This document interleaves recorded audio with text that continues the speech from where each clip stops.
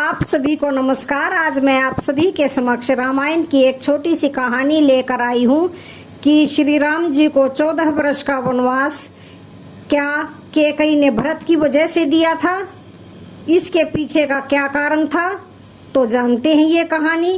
राजा दशरथ की तीसरी पत्नी कैकेयी भगवान राम से अपने भरत से भी ज्यादा प्रेम करती थी।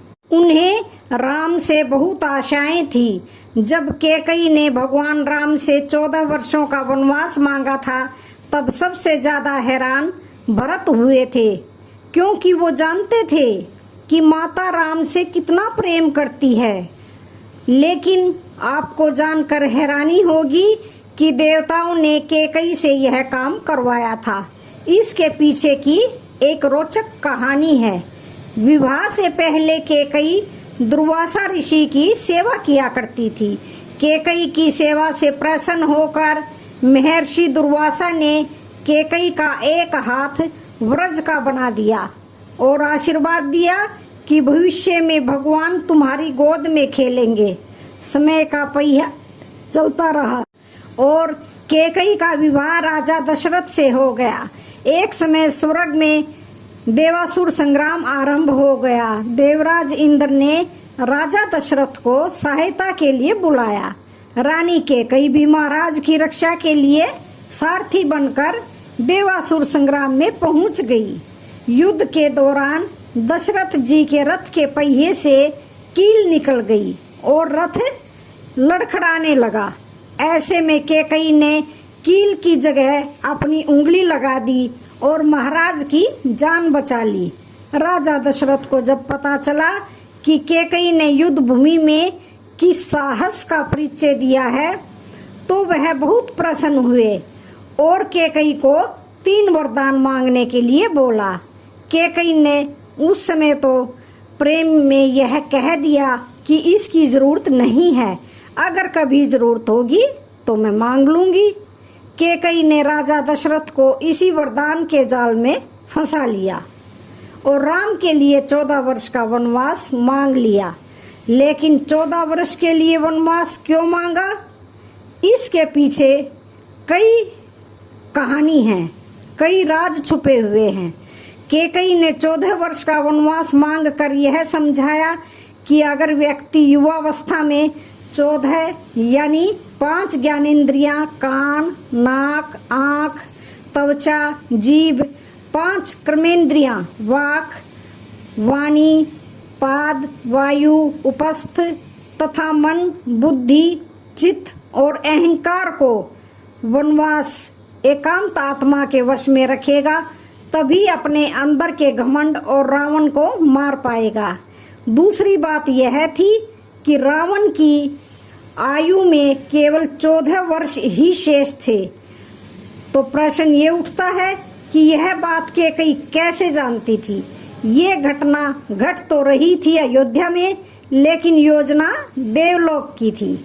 कोप भवन में कोप का नाटक किया कैकेयी ने। कैकेयी को राम पर भरोसा था, लेकिन दशरथ को नहीं था, इसलिए उन्होंने पुत्र मोह में अपने प्राण गंवा दिए और कैकेयी हर जगह बदनाम हो गई। अजसू पिटारी तासु सिर गई गिरा मती फेरी। सरस्वती ने मंथरा की मति में अपनी योजना डाल दी। उसने कैकेयी को वही सब सुनाया, समझाया और कहने को उकसाया जो सरस्वती करवाना चाहती थी। इसके सूत्रधार स्वयं श्री राम थे। उन्होंने ही यह योजना तैयार की थी। माता कैकेयी जानती थी, जो नारी युद्ध भूमि में दशरथ के प्राण बचाने के लिए अपना हाथ रथ के धुरे में लगा सकती है, रथ संचालन की कला में दक्ष है, वह राजनीतिक परिस्थितियों से अनजान कैसे रह सकती है। कैकेयी चाहती थी कि मेरे राम का पावन यश 14 भुवनों में फैल जाए, और यह बिना तप और बिन रावण वध के संभव नहीं था। कैकेयी जानती थी कि अगर राम अयोध्या के राजा बन जाते तो रावण का वध नहीं कर पाएंगे। इसके लिए वन में तप जरूरी था। कैकेयी चाहती थी कि राम केवल अयोध्या के ही सम्राट न बनकर रह जाएं, वह विश्व के समस्त प्राणियों के हृदयों के सम्राट भी बने। उसके लिए राम को अपनी शोधित इंद्रियों तथा अंतःकरण को तप के द्वारा सिद्ध करना होगा। देवलोक में बनाई गई इस योजना का केंद्र राक्षस का वध था। महाराज अरण्य के उस शाप का समय पूर्ण होने में 14 वर्ष ही शेष थे, जो शाप उन्होंने रावण को दिया था कि मेरे वंश का राजकुमार तेरा वध करेगा, जिससे भगवान राम ने रावण का वध किया और देवलोक की योजना पूरी की। रामायण और महाभारत दोनों में ही 14 वर्ष वनवास की बात हुई है। रामायण में भगवान को 14 वर्ष का वनवास भोगना पड़ा था, जबकि महाभारत में पांडवों को 13 वर्ष वनवास और 1 वर्ष अज्ञातवास में से गुजरना पड़ा था। दरअसल इसके पीछे ग्रह गोचर भी मानते हैं। उन दिनों मनुष्य की आयु आज के जमाने से काफी ज्यादा होती थी, इसलिए ग्रहों की दशा विधि भी ज्यादा होती थी।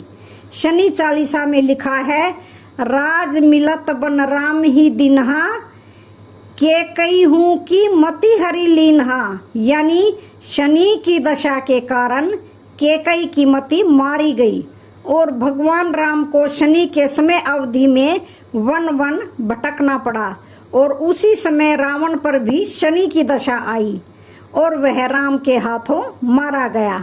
यानी शनि ने अपनी दशा में एक को कीर्ति दिलाई तो दूसरे को मुक्ति दिलाई। तो आप सभी को यह कहानी कैसी लगी? वीडियो अच्छी लगे तो चैनल को लाइक शेयर सब्सक्राइब जरूर करें। धन्यवाद।